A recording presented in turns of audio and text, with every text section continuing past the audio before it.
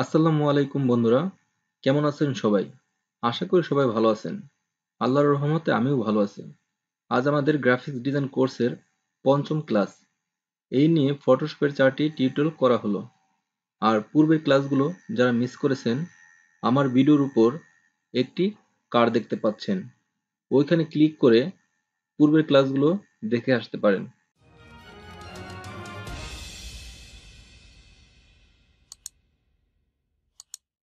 আজকে আমি ফটোশপের 2টি টুলের কাজ শেখাবো। প্রথমে আমি ফটোশপ ওপেন করছি।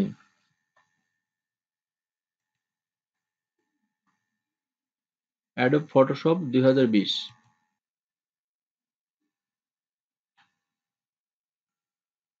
এখন আমি দেখাবো ক্রপ টুলের কাজ, তারপর পার্সপেক্টিভ ক্রপ টুলের কাজ, তারপর এখান থেকে দেখাবো ফ্রেম টুলের কাজ। প্রথমে আমি একটা ছবি ওপেন করছি, ফাইল, ওপেন। এখান থেকে এই ছবিটা ওপেন করলাম। এখান থেকে আমি ক্রপ টুল সিলেকশন করলাম। ক্রপ টুল দিয়ে সিলেকশন করার সাথে সাথে এভাবে সিলেকশন হয়েছে। আমার যে অংশটুকু দরকার সেই অংশটুকু আমি সিলেক্ট করে জাস্ট এখান থেকে ওকে প্রেস করব। সাথে সাথে ব্যাকগ্রাউন্ডের বাড়তি অংশটুকু ডিলিট হয়েছে, আর যে অংশটুকু আমার সিলেক্ট আসলো সেই অংশটুকু রয়ে গেছে। অর্থাৎ ক্রপ টুল দিয়ে কোনো নির্দিষ্ট অংশ কাটা যায়। একটু ব্যাক আসি, কন্ট্রোল জেড।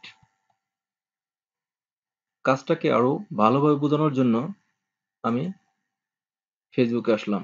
এটা আমার ফেসবুকের কভার পেজ, কভার ফটো।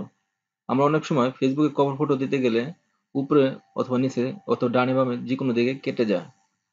আপনি যদি পারফেক্টলি মাপ দিতে পারেন ফেসবুক কভার ফটোর, তাহলে কখনোই আপনার কভার ফটো কাটবে না।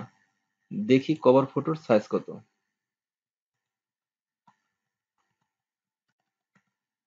Facebook cover photo size.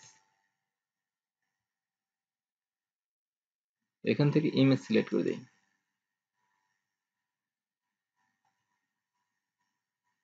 একটু নিচের দিকে আসি।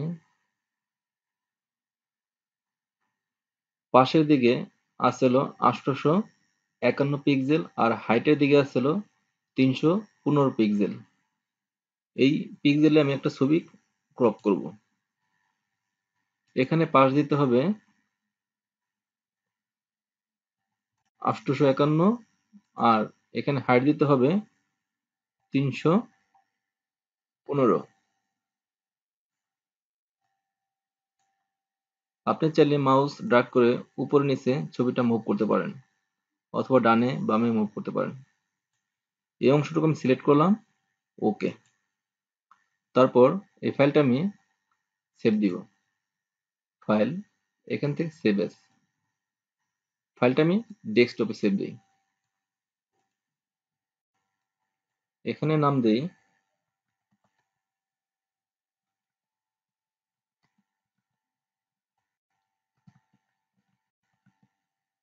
Facebook cover photo. যেহেতু কাজটা আমি ইন্টারনেটে ফেসবুক ইউজ করবো, সেহেতু আমি সেভ এস টাইপ জেপিইজি তে সেভ দিব। সেভ, ওকে। তারপর আমি ফেসবুক আসি, আপডেট কভার ফটো। এখান থেকে আপলোড ফটো, তারপর ডেস্কটপে আসি, ডেস্কটপ, ছবিটা সিলেকশন করে ওপেন।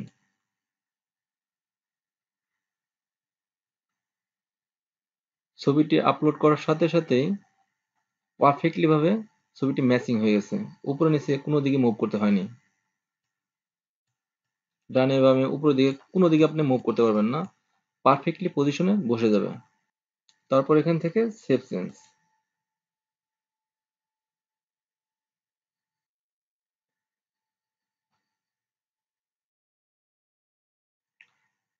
এখান থেকে মিনিমাইজ করে দিই, ওকে। একটু ব্যাকে আসি, কন্ট্রোল জেড। অর্থাৎ বন্ধুরা, এই ক্রপ টুল দিয়ে আপনি নির্দিষ্ট কোনো অংশ ক্রপ করতে পারবেন, অথবা এখানে নির্দিষ্ট কোনো সাইজ লিখে ইন্টার প্রেস করলে সেই অংশটুকু ক্রপ হয়ে যাবে। এই ফাইলটা ক্লোজ করে দেই।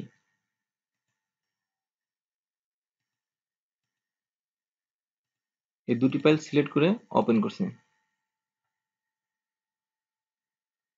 এই ফাইলটা ভার্টিক্যাল এবং হরিজন্টালের দিকে ঠিক আছে। এই কাজটা যদি আমরা কপি করতে যাই তাহলে খুব সহজেই কপি করতে পারবো, কিন্তু এই কাজটা আছে অ্যাঙ্গেল ভাবে। এই কাজটা যদি আমরা অ্যাজ ইট ইজ কপি করতে যাই তাহলে পারফেক্টলি ভাবে কপি করতে পারবো না, সমস্যা হবে। এই ফাইলটা যদি এরকম হরিজন্টাল এবং ভার্টিক্যালের দিকে সমান্তরাল থাকতো তাহলে কোনো সমস্যা হতো না। এখন আমি এই কাজটাকে সমান করব। তার জন্য আমাকে এই পার্সপেক্টিভ ক্রপ টুল ইউজ করতে হবে। জাস্ট এখানে একটি ক্লিক করলাম, তারপর এখানে একটি ক্লিক করি, তারপর এখানে একটি ক্লিক করি, তারপর এখানে একটি ক্লিক করি, তারপর এখান থেকে ওকে প্রেস করতে হবে। এখন ফাইলটা হরিজন্টাল এবং ভার্টিক্যালের দিকে সমান আছে। এখন এই কাজটা কপি করতে অনেক সহজ হবে। একটু ব্যাকে আসি, কন্ট্রোল জেড। এখন আমি এই পার্টটা দেখাবো। জাস্ট এখানে ক্লিক করলাম, তারপর এখানে ক্লিক করি, তারপর এখানে ক্লিক করি, তারপর এখানে একটা ক্লিক করতে হবে, এখান থেকে ওকে। এখন এই কাজটা কপি করা খুব সহজ হবে। Same to same as it is কাজটা করা যাবে। অর্থাৎ বন্ধুরা, এই পার্সপেক্টিভ ক্রপ টুল দিয়ে যে কোনো বাঁকানো ছবিকে সোজা করা যাবে। এই দুটি ফাইল ক্লোজ করে দেই। তারপর এখন আমি দেখাবো ফ্রেম টুলের কাজ। এই টুলটি অ্যাডোব ফটোশপ 2020-এ নতুন অ্যাড হয়েছে। File, open. এই ফাইলটা ওপেন করছি।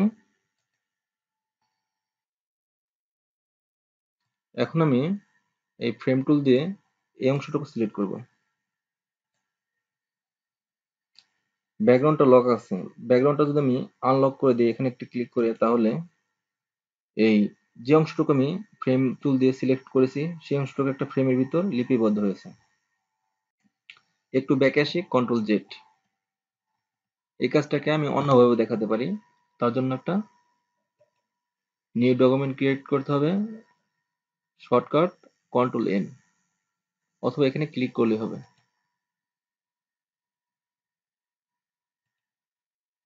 ক্রিয়েট। এই ফ্রেম টুল দিয়ে আমি এই অংশটুকু সিলেক্ট করি, তারপর এই ছবিটা আমি এই মুভ টুল দিয়ে মাউস ড্র্যাগ করে এখানে এনে ছেড়ে দিলাম। এই ছবিটা একটু উপরের দিকে নিয়ে আসি। আমি এই অংশটুকু ফ্রেমের ভিতর রাখবো। এই ছবিটা মাউস ড্র্যাগ করে এই ফ্রেমের উপর রাখবো। সাথে সাথে আমার ছবিটা ফ্রেমের ভিতর ঢুকে গেছে। এখন মাউস ড্র্যাগ করে এভাবে যে অংশটুকু আমার দরকার সেই অংশটুকু আমি এই ফ্রেমের ভিতর রাখতে পারবো খুব সহজে। একটু জুম আউট করি। কন্ট্রোল প্লাস দিয়ে জুম ইন, কন্ট্রোল মাইনাস দিয়ে জুম আউট। বন্ধুরা, এই অংশটুকু সিলেক্ট করে এই ফ্রেমটাকে বড় করতে পারি।